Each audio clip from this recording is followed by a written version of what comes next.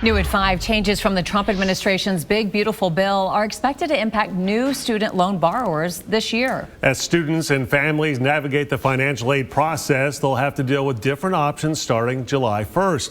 Fox 23's Devin Lyon joins us live in studio. Devin, you talked to a college entrance admissions expert about what families need to know. Yeah, and if you remember, the big, beautiful bill was signed into law last year, but those effects, like you said, go in place early this summer. It's going to streamline options for future borrowers, but with a limit on those repayment options.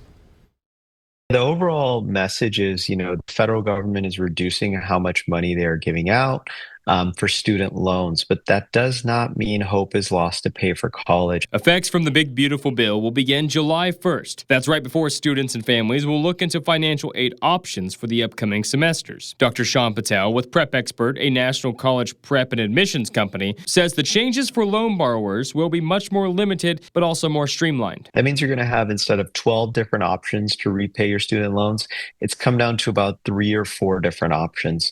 So this simplifies the process, but it also limits your options of repayment in the future. When families fill out their free application for federal student aid, or FAFSA, instead of having repayment options up to 45 or 50 years, it will be capped at about 25 years. Loan amounts will also be capped for undergrad degrees. Dr. Patel says there's a give and take to this. Proponents of this would say this helps drive ROI, where you're not going to take a $200,000, $300,000 student loan out to pursue a degree such as social work, for example, that may not be able to pay that back over time.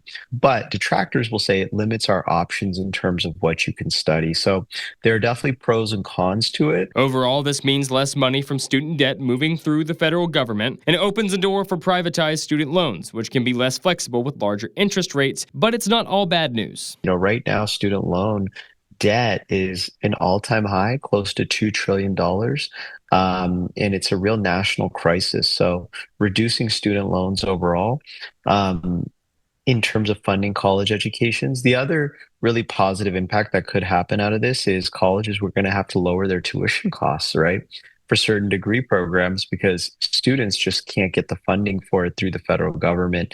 So I really do hope to see college tuition costs come down and education costs overall come down. So what do you need to do right now? If you've already done the FAFSA or currently have student loans, these changes don't impact you. If you're about to fill out the FAFSA or the next time you apply for student loans, then you'll see these changes in your loan options. Dr. Patel says diversifying how you're paying for college is going to be, with as little debt as possible, is going to be your best option. Live in studio covering news that matters, Devin Lyon, Fox 23 News. We have the full interview with Dr. Patel on the Fox 23 News Tulsa YouTube page, so you can hear more about these changes and how they could impact you. You'll also find it linked in this story on fox23.com.